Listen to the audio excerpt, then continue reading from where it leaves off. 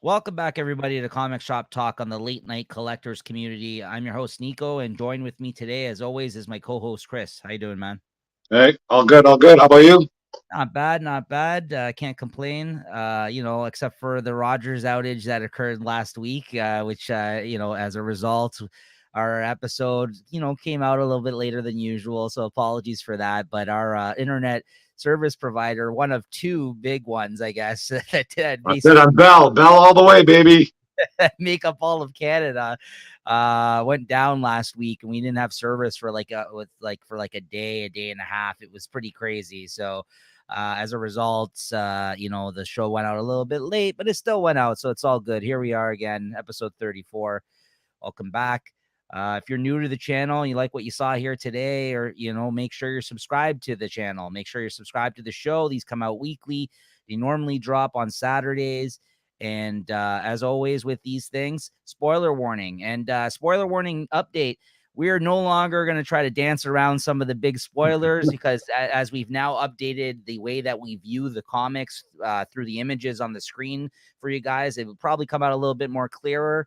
And I'm not kind of flipping around through the book anymore, like while trying to talk. So, you're probably going to get spoiled by things through images and or us discussing the book. So, as always, some things, if we do somehow not talk about certain things, maybe some things won't get spoiled, but expect them. So if you want to read your books and come back, if you're afraid of hearing what we have to say, or just carry on, take the risk, right? If you're not somebody who cares about spoilers. As always, though, I try to put the show notes in the episode so it'll help navigate you through the episode if there's certain things you do want to avoid hearing or certain things you do want to hear our opinion on. So the show notes always are there for you guys.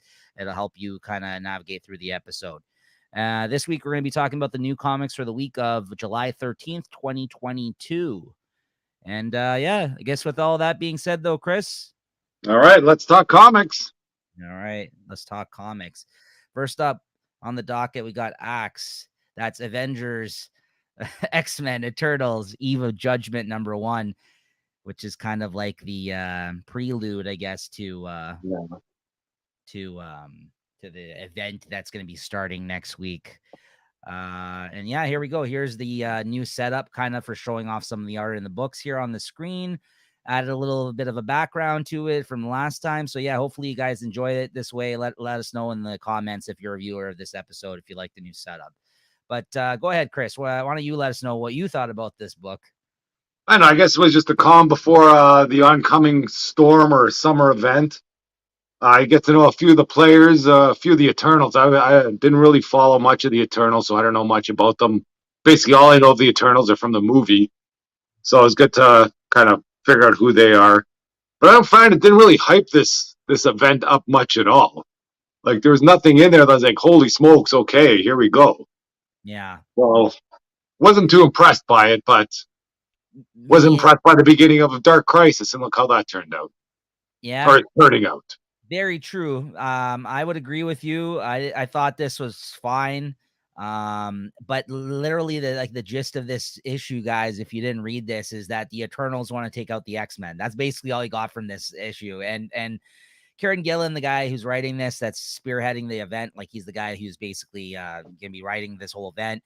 He's been also the writer on Eternals. So I'm sure that with that context going into this issue, if you were reading that series, which we have not been, maybe it would have read a little bit better. And it's not that it's you could tell it's written well and like this, it's a slight setup, but here's the thing, guys. I don't know about, and I think Chris would probably agree. I don't care about the Eternals. Like they're Yeah. like the weak link in this event. If this is going to be majorly driven by the Eternals, as this issue was, I'm worried about it because I'm just quite bored by these guys. Like Yeah. I'm not as interested in the Eternals whatsoever.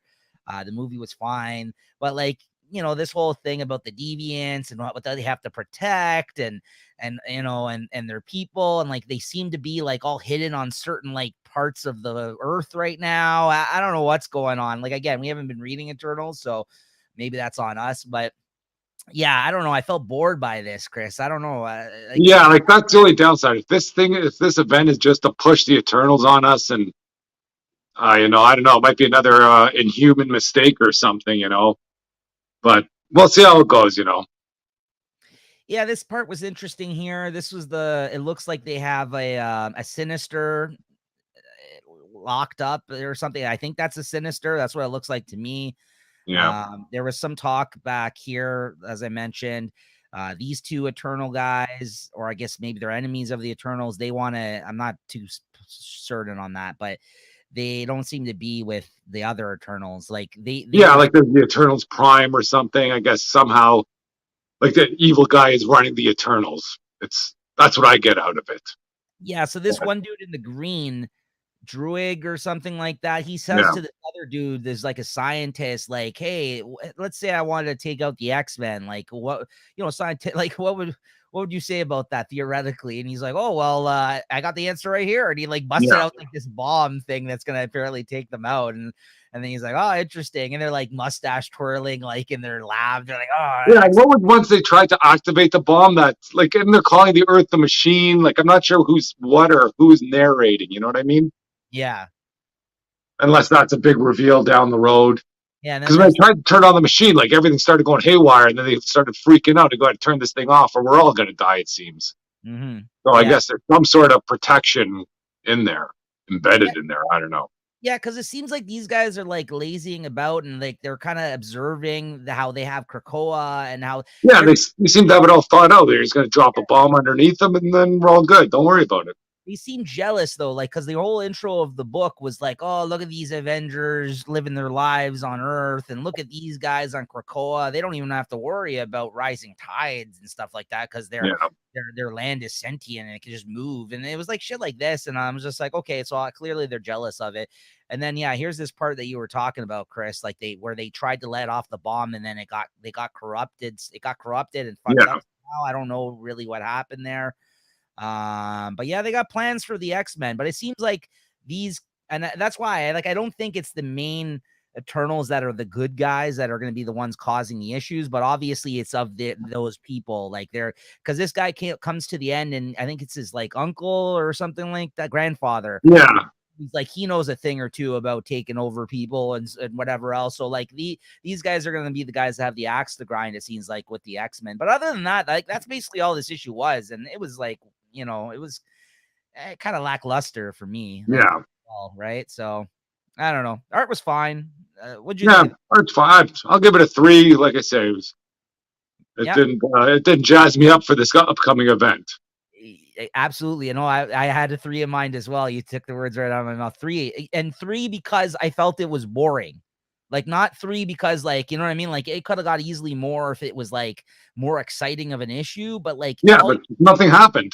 all you got was Eternals, and all you needed to know from this is that Eternals don't like the X-Men. So Yeah, like, and they got Mr. Sinister somehow, and that was like the big reveal, and yeah. for a whole issue, or I don't know. Yeah. Anyways, Yeah, that's enough of it. them. Three across the board for sure.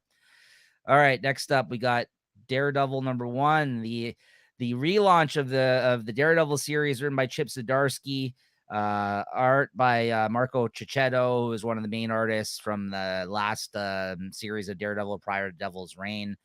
Long awaited release. Chris, what did you think of this one? Yep, Daredevil there. Well, I thought it was okay. I like the Daredevil story with Spider-Man in there, and then they're just basically kind of cleaning up Hell's Kitchen before I guess he's got to go somewhere.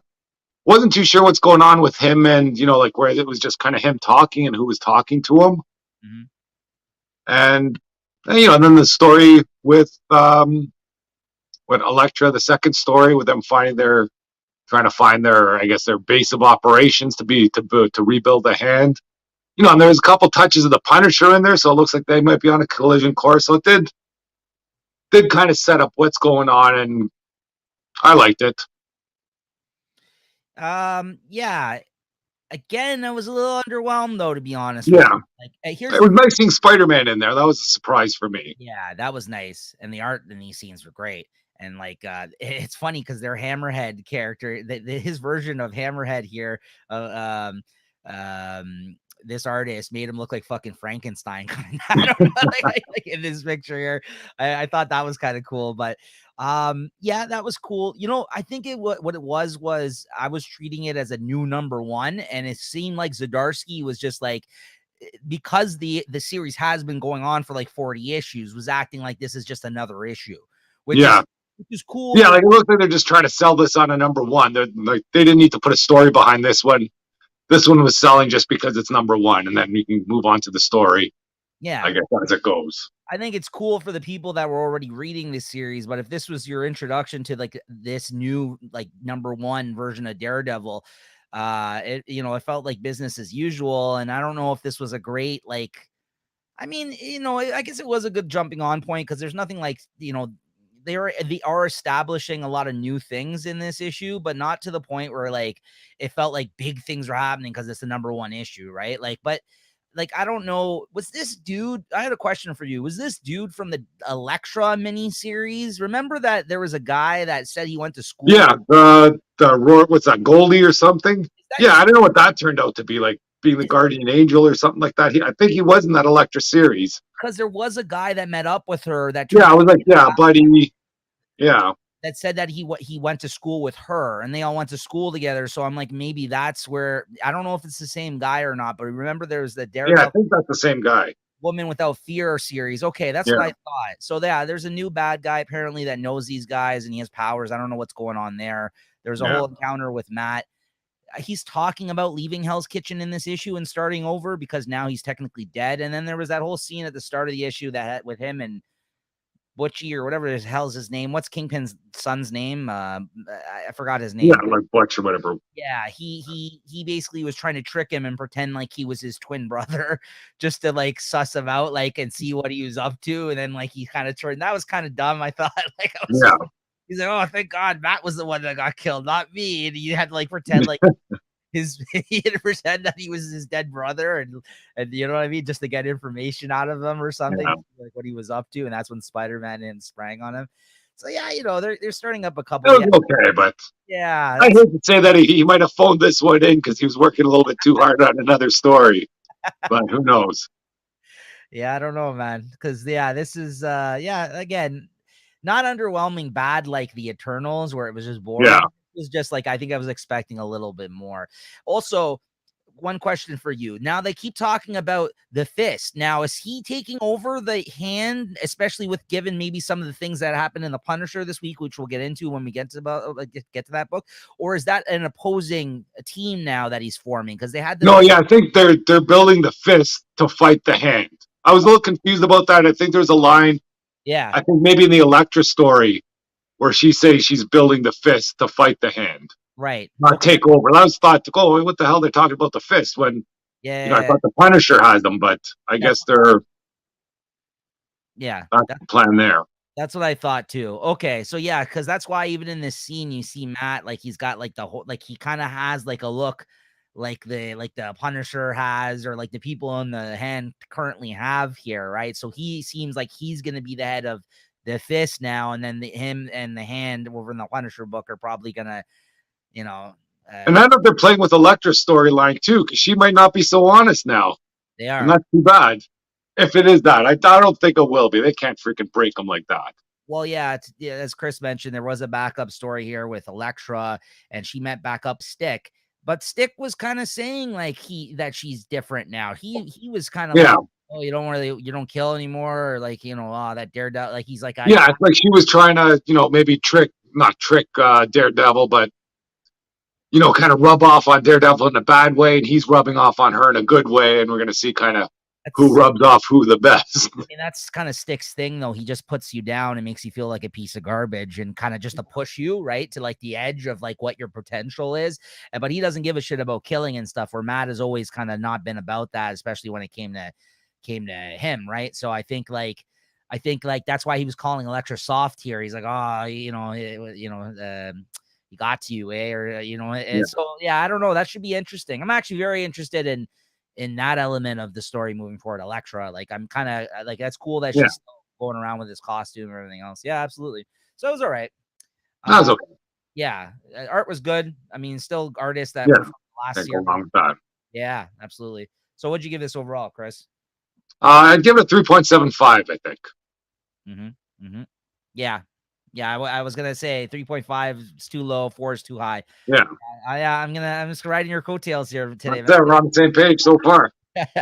3.75. Absolutely. All right. So next up, we got Spider-Man 2099. Chris, let's see this one. Oop, where'd it go? I know. Here we go. Spider-Man 2099, number 4. Let's see what we got going on here. That was a good issue. The Black Widow's in here, and they kind of revealed who she was. Hawkeye's in here, and we got a nice battle between Hawkeye and Black Widow. And okay, well, I don't know if anybody's reading this too much, but the spoiler at the last page is they're going into this garden where the Celestials are, and it's filled with Sentinels. Sorry, did I pull up the right issue for this?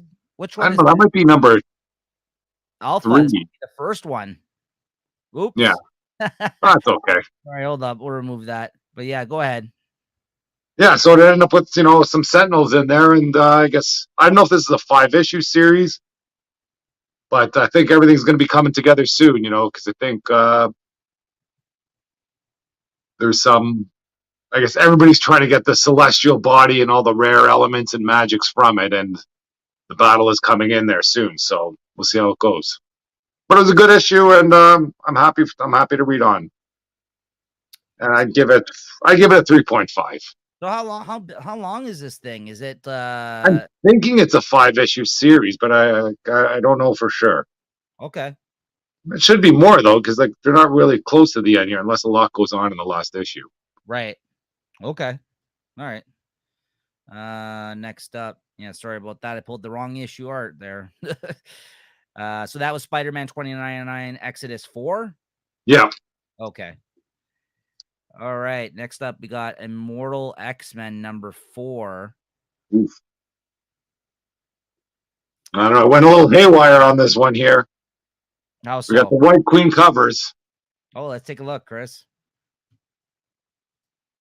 Of course, cover A. Yep. Then we got the Hellfire Gala cover. Oh, very nice. That's a nice one. And then, well, what can you do? You have a Phil Notto portrait cover there. This one was pretty sweet too, so I had to pick this one up. That's a nice one. Can't go wrong with the White Queen on a cover. Absolutely not. All of them. All those covers are bangers. It's hated when they're all the same issue. I had like freaking three issues of the same thing. Nice covers for sure. So yeah, what'd you think of this one, Chris? This was kind of a lead-in issue, I guess, to the X-Men Hellfire Gala this week as well, and I guess mostly from Emma. Yeah, I'm not sure if this was a lead-in or afterwards, but an issue focused on the White Queen, you can't go wrong with that. And moves along most of the X stories there. And but the Sinister, he's got something going on in there. And I think, is it the end of this one where he gets captured? And that's what led into the eve of judgment, I think. And yeah. Well, no, I think that the lead in, I think, to that was an X-Men Hellfire Gala, but this is when he kind of runs off in this issue. Like he gets exposed in this issue. Yeah. For being the clone, the guy that's sitting on the Quiet Council. That he's the clone, and you don't know if he's pretending that he doesn't know he's the clone, or if he actually is. Yeah, he actually thinks that he's the real one, or if the one with the club on his forehead is actual. Like you never know who the original one is, and what kind of games he could be playing. So I don't know. I like these stories though. I know there's not much crazy going on there. A lot of stuff about what White Queen being kind of introspective and all that, but I still like the story. No, I love this issue, and I'm so glad for it because I know I loved how this series started, and then we were a little down on it the last issue. I thought this was a great issue, though. I love that whole little scene at the start where she's talking about at night she sleeps as a diamond form because that's one of her other mutations powers, and it basically just put the spotlight on her to kind of let you know like how insecure she is and vain, and like, you know what I mean? Like, and she kind of talked about like obviously the way that she acts to people when she's shitty to them, because she always seems like a boss bitch, like, you know what I mean? She always seems like she's like got everything, like, you know what I mean, like under her head, and like she's she's running shit and she's like on top of everything, and like, you know what I mean? Like she seems like she's always like, badass and everything, right? And she's kind of like a bitch to people, and like, but she's like, that's me just deflecting, because a lot of the times, like, I'm feeling like very insecure about her, and so I liked that. I thought that was really cool. And I like how they related that to her diamond form. And then you had that whole Carrie moment where someone throws fucking blood on her at the Hellfire Gala, which Yeah. is really cool. I thought that was awesome. Yeah, man. And the sinister part, this is the one comic this week that I read, I believe, that I laughed out loud for. The part where he's running off and all of his different clones, because he like gathers like 3 of them after he gets exposed, are all like, I am Spartacus, I am Spartacus. And he's like, I'm Brian, like one of them. Yeah. This scene right here, I was dying, man. I was like, that's hilarious. That so he always I love the way he writes Sinister in this. Like, he's so wacky and kind of like weird and funny, and also a threat, like a major threat still. Like, you got Yeah, like, that's the thing that you kind of. I remember when he was like, the big bad, and then when you kind of read about him, and he's always just some kind of jokey guy. I go, what the heck they do to this guy? But he has plans afoot, and he's got some bad things going on in the background for sure. yeah, so this is him basically teleporting off at the end here of this issue, and yeah, we didn't see, this isn't the last we see of him, because like, to your point, he does show up in the next book that we were talking about and plays a big part in the Hellfire Yeah, I Gala. think that's him getting captured there.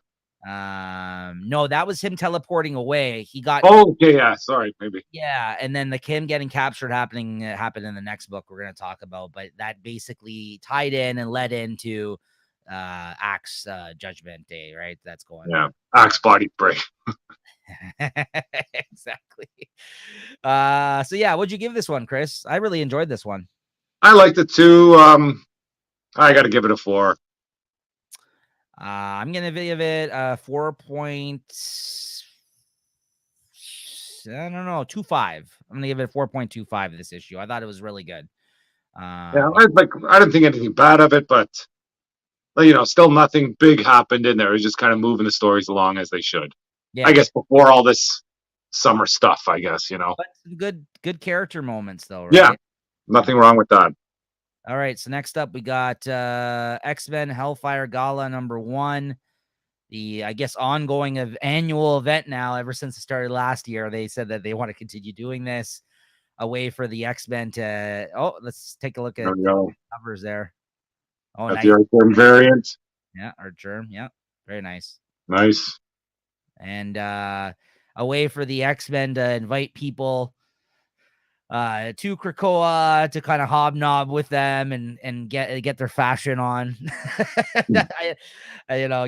Which I do enjoy. I do enjoy that aspect of seeing all of the different costumes that they cook up for these characters. And this year was kind of fun too, because you got some other characters that were invited that were able to join in on the fun as well with the outfits Okay. like that. That's it. You started out with a bang there. A little spicy scene with Yeah. Cyclops and Jean. Yeah. So what'd you think of this one, Chris? I thought there's so much going on in this issue. I liked all the interactions between all the guests. I thought that was amazing. And sometimes the interactions were funny. Sometimes, like they were just kind of nods to some of the old storylines going on. And then sometimes there were just like, some dark seeds planted as to what's going to be happening in the future. Yeah. And so whenever you saw 2 people get together and start talking, you never knew kind of where that was going to lead to, and it'd just be like, a few panels about this. But like, we got Tony Stark talking to Reed Richards, and he kind of walking away, and he just kind of says offhandedly, oh yeah, whatever, Professor X and Magneto, they came by and said hello to me, and and they wiped my brain. He's like, huh, what are you talking about? Yeah. And then other ones with, you saw I think you saw Eddie from Iron Maiden in there. Yeah, there's a You lot see of that? I go, what the heck is he doing there? And I'm sure there are a bunch of cameos that I didn't know who they were. Yeah, John Like, Hamm was in there. John Hamm. yeah, John Hamm, but like some of the like we see a random one with some guy. Maybe he won a contest. Who knows? One of them was one of the editors, I think, at Marvel, and the other one, there was that Deadpool scene where he's like, "I hate that guy," and he's like, "Who, Spider-Man or Brian?" Or Posehn? That's Brian Posehn, who used to be one of the co-writers with Jerry Duggan, the writer of this, on Deadpool. So that was kind of like more of like, yeah, it's got some fun stuff. if you know type of thing. You know what I mean? Yeah, but you're right. There was a lot of background characters we probably didn't even get. Like, I think one of them was Quentin Tarantino at one point. Like, I was trying to figure out. I'm sure like they're trying to fit in a whole bunch of stuff. Yeah, here's John Hamm. Pretty boy John Hamm over here. John Big Ham. Yeah. Then you got the new X-Men announced. Can't go wrong with that. That was pretty decent. Yeah, man. And then, this probably hyped me up more for Judgment Day than the Evil Judgment did Yeah. with the one page than, a whole issue of baloney. Yeah. Yeah. You seen Clea, the current Doctor Strange, showed up, Yeah. and you got a little great Spider-Man scene in his suit that of course, that's why when I remember when you showed me that the other week, I'm like, how the hell does he have a suit? But then Emma confirms that her designer guy that sent it over to him. I was like, oh, okay, that makes sense. And then you got Mary Jane who's there, which, as we talked about on the show here, guys, if you read X Lives and Deaths of Wolverine, basically that set up the whole Moira storyline that's going into this, which we actually seen that she's using. She's basically controlling Mary Jane in this, like using her as like a skin Yeah. type thing. Yeah, I thought that would be a bigger story, but that was like not even 1/10 of what was going on in this issue. This was hilarious. The Doctor Doom scene, that was No, yeah. yeah, where he's like, oh, you think who did he say? Bowie. Yeah, he's like, think which X-Men which mutant are they gonna resurrect next? But that was the whole, which I think we didn't mention. I don't know if you mentioned it, Chris. That's the whole deal with the hubbub at this gala this time, is because in the X-Men book, it was just revealed to the world through Cyclops doing that interview with what's his name there, the reporter. Ben. Yeah, Ben. That wait, yeah, what's his name again? It's Ben Urich. Ben Urich. Yes, thank you. That they can't die, like they can resurrect. Like, so now everyone's kind of trying to come there just to get information. Yeah, like that. So a lot of the Avenger type heroes, like, what do they have? Like Steve Rogers and even Tony Stark. He's like, whoa, I guess I got to go to this now. And then I guess the girl that she was referring to that she fucked over in her past, I guess was her, Starfire. Like, that's what she mentioned in the Immortal X-Men issues, that she did something mean to somebody when she was younger, and she felt horrible about it. And then you found out in this issue, if you didn't know that. I guess, yeah, maybe it is Firestar. It must be Firestar. I said, I thought they'd have a scene with Firestar, Iceman, and Spider-Man, just maybe not even talking, but just together in the same thing, maybe looking the other way, kind of just doing a homage to the Amazing Spider-Man friends there from the cartoon. They missed out on that. Missed opportunity, absolutely. I mean, but just in one scene, if they're all, even they're all standing by the stairs or something. Yeah. And this is still a long-standing thing, that whole thing about how they wiped their mind. That happened way long ago. Like, that happened over a year ago, I think, in the books, the whole thing with him. Yeah, this part where he's the Brian Posehn up there with the Spider-Man. So yeah, it was again, this is ridiculous. They ran off after Moira in this one scene, and it says it's going to continue in Spider-Man 9. Are you kidding me? 5 just came out. Like, we gotta wait. Like, a Wolverine Spider-Man team up, I'm all for it. But it's like they're chasing Moira, like you said, which seems like inconsequential to this storyline, like what's happening right now, which is weird because there was so much Moira stuff. She's like, like they put for 10 issues. She's working with Orchis, in like January, February, and then this is just like 2 pages. I thought, like, but anyways. I mean, I get it. It's because it's with Mary Jane, but we gotta wait. Like, 5 just came out last week, guys, and with the delays, like, we're gonna wait 3 months for this story. Like, ridiculous. Like, I'm sure it didn't have it planned out that way eventually, like originally, but that's what we're at, right? So yeah, then there was that whole thing where John Hamm. Yeah, there was a good thing with the Scott Summers stuff there. I thought that was good. See, so this is apparently the real Nathan Essex or whatever, Nathaniel X. I think they basically, the actual Sinister showed up to the event, and meanwhile you got this whole the Moira thing going on. They reveal everything. I mean, she looks great in these scenes, Emma. Like, this is another drop dead gorgeous like type outfit type thing, like, you know what I mean, sexy type outfit she's got going on here at this event. As you would expect. Scarlet Witch presents the new team, and there you go. There's the new X-Men team, guys. This is a great lineup for this new. I'm looking forward to X-Men even more so now. Magic, Firestar, what's his name? Havoc, and Iceman, and Forge. Great. Yeah, I'm not sure why they. Well, I guess Forge isn't there for a story purpose because he's got some secrets in there with Professor X. Come on, Forge is pretty powerful, man. I hate people hating on this guy. I know everyone's like, "Oh, Forge," like he said that. Like, no, I like him there, but he's got uses. Another powerhouse. This guy's got a lot of uses. He could do a lot of things for a team. You know what I mean? With this gadget, he builds their planes. So, anyways, there you go. There's the new There's the new X-Men team, and more to come from Moira. So, what'd you give this overall, then, Chris? Fun issue. I'm giving it a 4.5. I love this issue. Oh wow. I'm gonna give I it a just thought there was so much going on, and I thought it was, and they packed it in really well. I thought, like yeah, for such a big issue, everything was happening on every page, yeah. and always something new. They're teasing good stuff. I'm gonna give it a 4. Yeah, I'm gonna give it a 4. I thought it was a really solid issue, but I'm gonna give that one a 4 myself. So there you go. X-Men Hellfire Gala #1. Then you got New Mutants 27. New Mutants 27. Let me find this one here. This looks awesome. This is like, I mean, I didn't read this, but the look of this, like Alice in Wonderland type stuff going on here. This looked Yeah, great.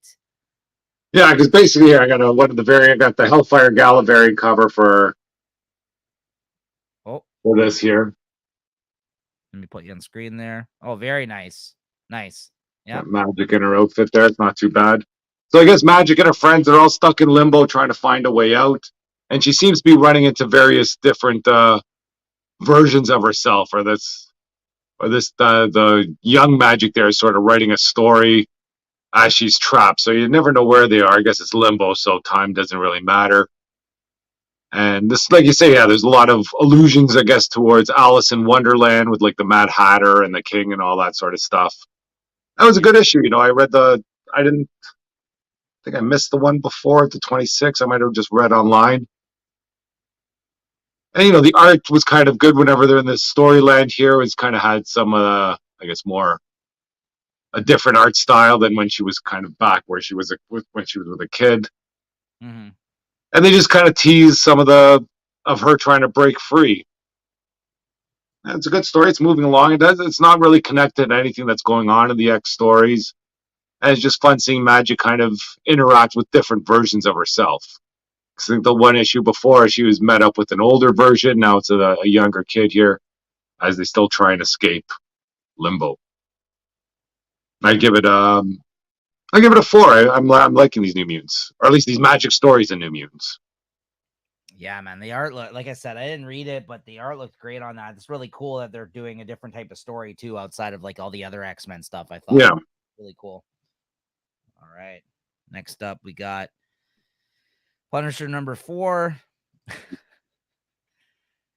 A book that, if you've been following along with us talking about it, has been conflicting on many different levels. I don't know. But yeah, Chris, what did you think of this issue? This might be one to read, though. I think the tides are turning here a bit. Yeah, I'm not liking this stuff with Punisher as a kid and being the Beast or whatever. But at least here I felt with what's the High Priestess there. You can see she's trying to kind of twist the Punisher, so it's not really him that's in there. So you can see the Punisher, and I think at the end of this one, I don't know what's going on or what he did there, but he's grabbing his wife and he says we got to go. So I'm Yeah. looking for that. That's really hyping me up for the next issue. So a couple of things. If you thought I was just gonna get on here and bash the book, no. It's just been like conflicting because there's some things I've been really loving in this series, and other things I haven't loved. But I love the character, and I've always looked forward to reading this book when it comes out, and I'm glad that we got Punisher comics back in some sense. So that being said, I really like this artist. I think the artist is I Yeah, actually think it's the story very well. Like I wasn't so sure at first, but I think he's doing a great job. Both of them for that matter.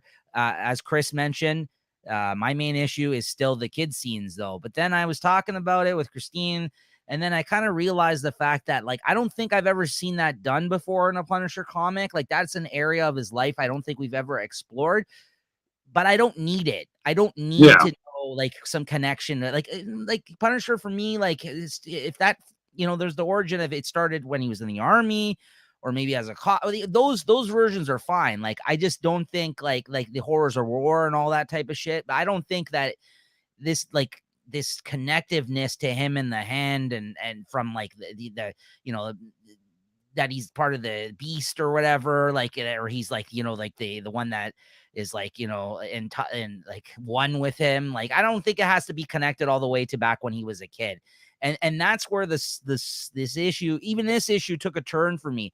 like there's a, I'll bring up the art here in a second, but there's a scene where they're showing him playing hockey as a kid, and like they're like, oh yeah, like you could see how like violent he was on the ice. He's like checking somebody into the boards, and I guess that's where he met his wife. I don't know, man. Like I don't need that stuff. Like, yeah, like they're going too deep in the past like for it's that stuff. But they've never done it before. I don't think they've ever did that before, which is okay. Like maybe like that was his thought process behind it. Like let's explore him at this era of his life, which okay, cool, but it's just not working. Like I don't need that stuff. Like I don't care about what he was as a kid. You know, and I don't know. I don't think this story needs it either, because there's a lot of other interesting things going on in this story that we can do without the few pages of flashbacks of him as a kid. yeah, like what I'm worried about is going to happen is that they're going to kind of retcon his family being killed, and now it was the Hand that actually killed his family just to bring out the Beast and the Punisher, Yeah. which would be brutal.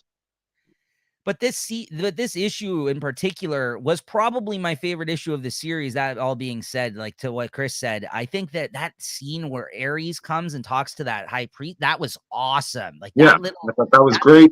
that exchange, the dialogue between those two characters was fantastic. This scene where he fights Lady Bullseye, and I don't know the other guy's name. I forgot his name. Like this was awesome. Like there were some good scenes in this issue. Well, I Everything think the scene with where those guys came back from the battle with Ares, and then she was going to get him to kill him, and then he lets them live. yeah, Okay, and then that's fine. Then and then I guess in the final pages, she goes, "Oh, look, I brought these men back here. They're going to be your best fighters now." And he's like, "Why?" He goes, "Oh, I got them to see through your eyes. I killed their families." I'm like, yeah. wow, that's freaking so. Well, that's That is brutal. that's what it looks like me of And then finally. that kind of, you see him like he's trying to not save those guys, but like you don't have to punish these guys for doing what they did. But that's what in this issue you're finally seeing some cracks in the armor of like this whole like what's going on with Frank. Like this isn't Yeah, Frank. like what he thinks about everything that's going on, where you never saw any of that before. Like he seemed to be going along with everything. Right. Right. So like that's why like this issue kind of gave me hope, and it is a 12 issue series and we're only 1/3 of the way through. So I'm like, okay, this is probably going to start developing into something way more like, than Oh, this is only a 12-issue series. I thought this was like an ongoing title. no, this is a 12 issue maxi series. Every issue is oversized, like from your regular 20 issue Okay. comic. So like, this is why these ones are kind of longer. If you felt Yeah. that way. I still love the fact that he's got like these beast power type things. I don't know, like these like red flames that are coming out. I don't know, like that whole thing. I don't think he needs it. But those I are don't think he has those powers. I think she's kind of making him manipulating to believe he has these powers. okay, maybe That's what I feel. But maybe. But yeah, this is the scene where you find out she killed all their families, which is like that was the last straw. It seems like for him. yeah, and then you don't know, like, did he go off and kill them all? Because he just comes back bloody and says, "Hey, Maria, we got to go." Yeah, I don't know if he went, or if they went to do whatever they needed to do, or good. if he, like, when he found that out, he just freaking wiped everybody out. Yeah, good ending to the issue. Again, Yeah, the only time it went sideways for me during this issue was that hockey scene. I'm just like, I was just like, because it was right smack dab in between his fight and the Ares the God of War kind of like talk that he was having with Ares the high priestess chick, like that, like it was sandwiched in between like two really good scenes in the issue, and I was just like, why? Like I'm like just like, we don't need to know he was violent when he played hockey. yeah. like, what is this? I don't know. I just Well, it's like they're both like, almost feel good for that Ares guy, because he's like, I like the Punisher the way he is, and then that high priestess, she's, oh, don't worry, I'm going to turn the Punisher into something even worse. yeah, he's like, what And did you do to him? it's almost kind of like, I guess it's like the Clash of the Titans, where you just got the gods trying to mess around with a mortal and to see how far they can push him before they break. Mm-hmm, mm-hmm. So maybe that's the vibe they're going for in this series then. Maybe, yeah, I don't know. I mean, but yeah, I did like it overall. So what did you give this one? I'll give it a I'll give it a 4, I guess. I thought there's some brutal writing, some brutal scenes in there that really got me, like, to gasp, let's say, or go, wow, that's some pretty dark stuff. And then just the ending there, when it looks like he may be turning the corner and coming back to himself, gives me hope for the next issue and hopefully for the rest of the series. I was going back and forth between 3.75 and 4, but I think those scenes are so strong that I'm gonna and like I said, it was my favorite issue of the series, so I'm gonna stick with a 4 as well. But it was teetering on lower just because like those kid scenes do bug me. But I think if I can get over that, I think there's still a lot of worthwhile things happening in Yeah. this story, and it looks like it is taking a turn for the better, honestly. Yeah, so yeah, there you go, Punisher number 4. But yeah, I just still can't get over that. I just don't think it's important for his character. It's like Wolverine when they keep trying to explain his origin over and over again. I'm like, I Yeah. don't care. Like, I'm like, there's some things which are better left unsaid, and just go with them. Like, same with the Joker. Like the fact that there's Yeah, like he is what he is. You know, we no need to explain it to him. You know, everything doesn't have to matter right, right. back in the day, you know? And I think honestly, the most definitive like origin story of Punisher has already been told by Garth Ennis, who did Punisher Max, and he had a story, a miniseries called Punisher Born. If you guys have never read that, that's about him like being like basically becoming the Punisher in the war. Read that. Like that's all you need. Like that's a perfect origin for the like he went to war and then he got all fucked up and then he became the Punisher. Like you know what I mean? Yeah. Like that makes sense. That makes sense. Like it triggered the killer in him, like in that war that already existed. So that's basically what they're doing with the kid thing, but they're using it as a Yeah, but story. yeah. They're using it as a story device to connect him to the hand, which is, I think, not even necessary. Like, just say, like, you know, they got some weird hold over him, which they have. Yeah. Right? Like, yeah. Anyways, okay, go, Chris. So, Savage Avengers. I failed to read this one, but this was my last issue. I think that I had pre-ordered anyway, so I think I'm jumping off anyways. But here, let me know how it was. Maybe I'll reconsider. Maybe. Well, in this one here, we have the Savage Avengers. They're fighting Deathlock, and they put together a big plan to beat him. Because I guess Deathlock's been handing them their asses in the last few issues. So they come up with a plan. They got pretty much Deathlock on the ropes. They got a plan to use Deathlock's time travel to get him back, to get them all back to their present time. And then, you know, I guess stuff in the Savage Land there, things go awry, and one of Conan's other enemies come out and strike, and I guess all their plans go to shit again. And the last page though, like this one kind of had me, you know, it was nice to read, but the last page there, you see Deathlock kind of looking in a reflecting pool, and it's an odd character that's reflecting back at him. I So have I the don't know art. if you want to spoil that or not, or if I you have the looked art. at it. Yeah, I have the art here, so I'm gonna show what it is. Yeah, it's a pretty interesting character. And The art in this issue looks awesome, by the oh way. yeah, the art's awesome in this, you know. And these characters are starting to grow on me a bit. I always like Cloak and Dagger. You know, they write Elektra well. She's kind of like the general of the team. You know, some of the stuff with what's that, Weapon H. You know, they're doing some stuff, fun stuff with him. Not a big fan of that Venom still. And I guess maybe it's only Anti Venom that I don't really like. And you know, they got some stuff with Black Knight, but you know, he's not really a key character in this. I think they just bring him in for, you know, I guess for a battle scene. But there at the end, they got Miles Morales staring back. There's the big reveal, yeah, Miles, What which that's about. So yeah. that's something to buy the next issue for. At least read online if you're not buying it.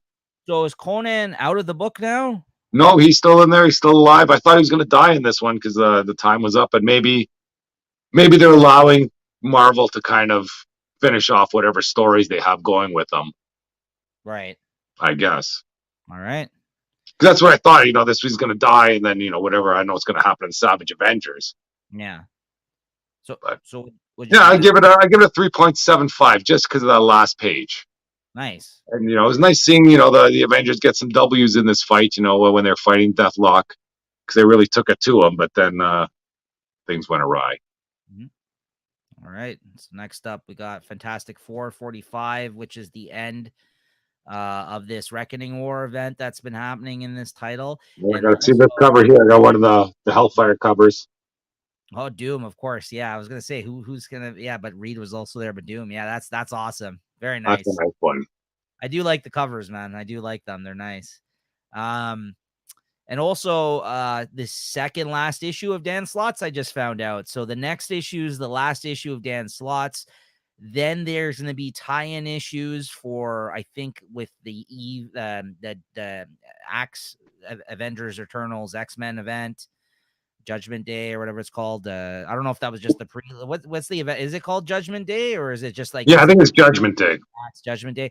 So um the tie-in issues are going to be written by different writers and I guess art teams that have been on this series. They haven't announced the new creative team past Dan slot. Usually when it comes to tie-in issues with an event and they're trying to try out other writers and stuff, it Yeah. seems like they aren't the ones to take over the reins of a big title like this. So I wouldn't be surprised if whoever's doing those tie-in issues doesn't become the ongoing writer. Maybe they're going to announce a new creative team with issue 50. I don't know. Time will tell. But for me, I will probably not be picking up the issues past Dan's slot until they announce the new creative team, because I really liked his run on Fantastic Four throughout the few years that he's been on it. So anyways, Chris, what'd you think of this, the conclusion here of Reckoning War? These conclusions are never super awesome. All the loose ends of the Reckoning War were tied up. And, not too keen on how everything kind of just magically works out, like with the Watcher kind of putting the moon back together and stuff like that, and just kind of, you see the Avengers drop by, oh yeah, we all beat them up, no problem, it was all good. And I don't think we saw any of those battles there, which might have been nice to see during this Reckoning War. But I do like looks like there might be a new direction for the Torch when he decides to take off. He's still mad at Reed about, I guess he forgot how to fix him Yeah. when he came back to normal. And the stuff with Galactus and Silver Surfer, with I guess the Watcher opening up 9/10 of the universe, looks like there's a whole new, I guess, 9/10 of a universe to explore, full of new magics and new sciences. So who knows if that's going to be explored here in Fantastic Four, or if that's just a jumping off point for new series or new stories. Yeah, I think a lot of what you said there I'd agree with as well. Like I think like there was some good story beats and new developments and things that they could follow up with here for these characters. I did think that really sucked with Johnny. Like he's still messed up, but it kind of gave him an excuse to get back together with this woman who was like his soulmate, who he basically got mutated in the first place because of his, him screwing up. She became this like weird bird creature. So like, I'm interested to see where they go off and what happens with them. I felt bad for that situation, but it's not like he didn't deserve it because he did. Like whatever happened with Doom, like I said, he slept with his wife to be, and he screwed up his relationship with this woman is supposed to be a soulmate from another planet. So that whole thing was, it was his fault, but it kind of sucks. I'm glad that the Thing was able to get back together with his family, though. And this new development, especially at the end, was that Doom now knows possibly how to create his own Forever Gate, which That's is it. Doom's got some secrets. He's got some stuff up his sleeve. He wasn't just standing there watching around. He was taking notes while he was around all this information, let's say.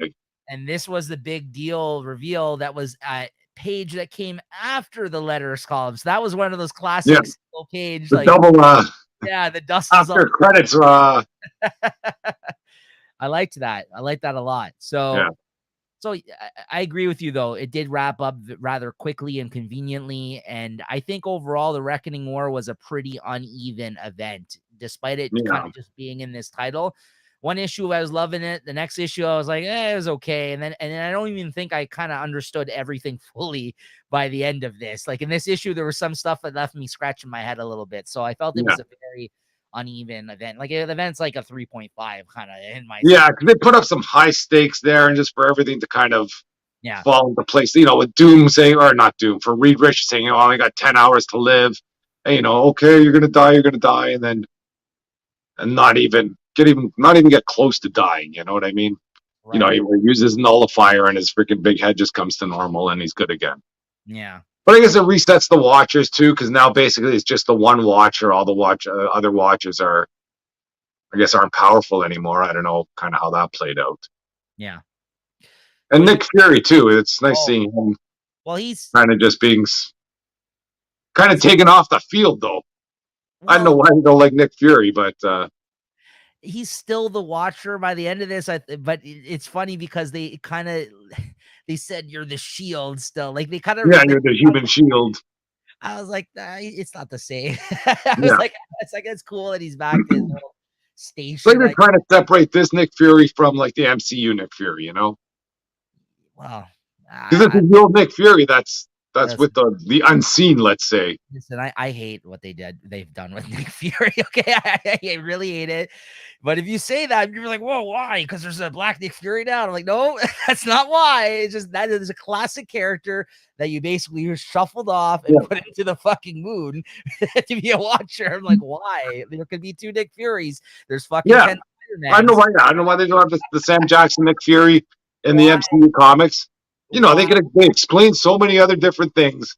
Right. And now they can't come up with this one explanation. Go, hey, I'm Nick Fury. Okay. Boom, that's it. Yeah, you We could can have. accept things, you know?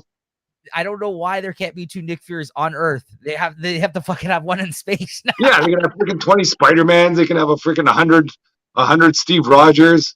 But no, you can't have freaking the original Nick Fury and Sam Jackson Nick Fury all together. Yeah, no, Crazy, it's crazy, crazy, crazy. yeah, yeah. So what'd you give this overall? Yeah, I'll give it a 3.5. Nothing special. Same. Yep. But the run has been good, guys. Yeah, Advanced it's been a good run, and like you say, yeah, as you said for the new run, yeah, I'm not sure where these storylines are going, but you know, I did enjoy the last few issues of Fantastic Four that I've been picking up, and you know, I hope it continues because you need a good writer for me to like Fantastic Four. Let's say, absolutely, absolutely. So yeah, that's why like these tie-ins. I don't know. I might check it out online. I'm not sure if I'm gonna be in for those tie-ins, though, picking up physical copies of them. But we'll see what happens afterwards. So next issue, I think it comes out 46 is gonna be Dan Slott's last issue, and probably gonna be like a wrap-up issue of sorts on his time on the book. So we'll see what yeah, happens. And lastly, Chris, Captain Marvel 39 for you this. Captain Marvel 39. Oh, there I just got the A cover here. Yeah, so this is I guess I missed number 38, and I guess that was the beginning of the trial of Carol Danvers. I guess in somewhat of a previous issue she killed Enchantress's son. So now there's a trial of all these magic users there that I guess aren't too happy with Carol Danvers or Captain Marvel.